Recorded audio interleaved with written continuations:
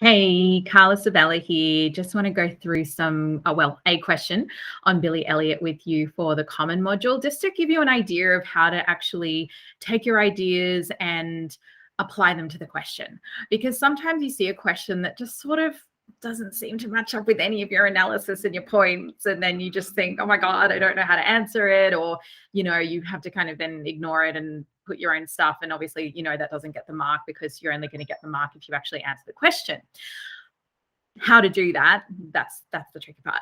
So I'm going to go through that with you, and just taking into account what the main ideas are that you've probably learned, or that you have covered and hopefully put together into some kind of a scaffold or paragraph. So for this particular film, and look, going chronologically is very simple and makes a lot of sense even in your essay, right? So starting at looking at the social expectations of society in Billy's context, where you've got like these masculine expectations, you've got this backdrop of like the miners, and the unions and like all of that turbulence, political and social turbulence that was going on during that time. So you've got those ideas of masculinity and this very harsh sort of even from a socioeconomic standpoint backdrop.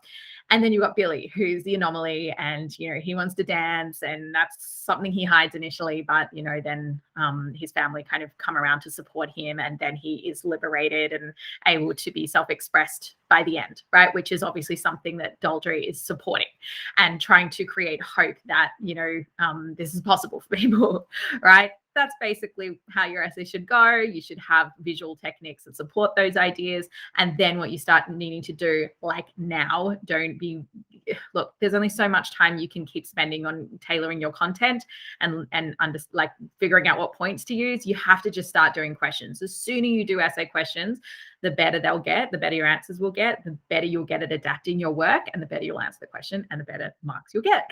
So let's have a look at this question, which was the 2019. I really like this question because I think that on first glance, it looks a bit challenging, right? So to what extent does the exploration of human experience of Billy Elliot invite you to reconsider your understanding of commitment? So, there's some good keywords in there. Obviously, to what extent you have to say, to some large extent, to some extent, and then what human experience we're talking about. So the human experience of self-expression, freedom, oppression, conformity, all of those things you should have already have prepared. And then when you're looking at this idea of commitment, that's got to be something you think about, like, oh, commitment, what's that got to do with this text? Like, I don't really know. So how you go about sort of curating your ideas is, let's go to paragraph 1, where you've probably discussed the fact that there's these masculine expectations. You've got the context of the miners' strike, along with Billy, who's the anomaly. Right. So how does commitment relate to that? Okay. So what you could say is that there's a commitment in this society towards patriarchal values or masculine expectations. Men need to be boxers. They need to be strong. And therefore, Billy is going against that social or that gendered commitment. Okay. So I'm totally twisting this around and making it up, but that's what you need to do, right? There's no one way of answering it. You may have a different way of talking about commitment, but I just want to kind of give something that's like quite easy, and something that you're going to be able to do under exam conditions. Because look, it would be amazing if you got given the question, then you could go to the film and really like pick out the best parts of commitment that you can relate to. And you just don't have time for that. You've got 45 minutes, and you've got to, you've got the points you've got. You can't get new points in the exam. You can't turn on the movie and start picking new examples. So you just got to go with what you've got. And that's the trickiest part and the biggest difference between like normal English and like exam English. So that's the way you can talk about commitment in that particular paragraph, as an example. And then what you could do is, once you start talking about the way that Billy's coming out, like being that individual, and his dad discovers him, and he starts, he's training himself and wanting to become a professional in this field, we start seeing his commitment. So his commitment towards being self-expressed, his commitment towards dance, which again, obviously very much conflicts with the commitment in society and his own family to, like that harshness, like the boxing, the being masculine, being strong. There's conflicting commitments going on there. But then ultimately what we see as the movie goes on is that the commitment to of his family towards the family unit, and towards supporting Billy, like that's where the transformation happens, right? Both in Billy and then very much to like with his father Jackie and the family.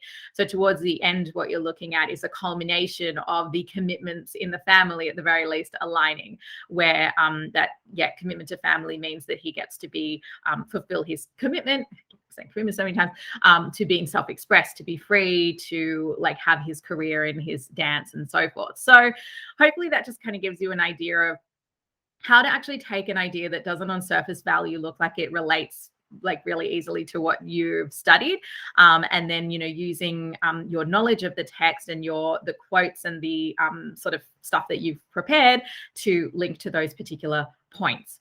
And then from there, what you should be doing is, so when I was just talking about, this is how commitment relates to potentially your first paragraph, your second, and your third, that's when you want to write your topic sentence that links to commitment for each of those points, right? So, you do those three, and then you use those topic sentences to formulate introduction. Do not just rewrite your topic sentence that you prepared, trying to shove the word commitment in there. That just doesn't work. You need to ignore any prepared topic sentence that you have, and you need to think about the analysis you do in your paragraph and then write a new sentence about commitment based on your analysis, which will look completely and should look completely different to any other essay or topic sentence you've written in the past about it, right? That's what's really going to get you a meaningful argument that then can provide you with the basis of your introduction. So I always like, again, going kind of backwards, start with the points and how they relate to the question.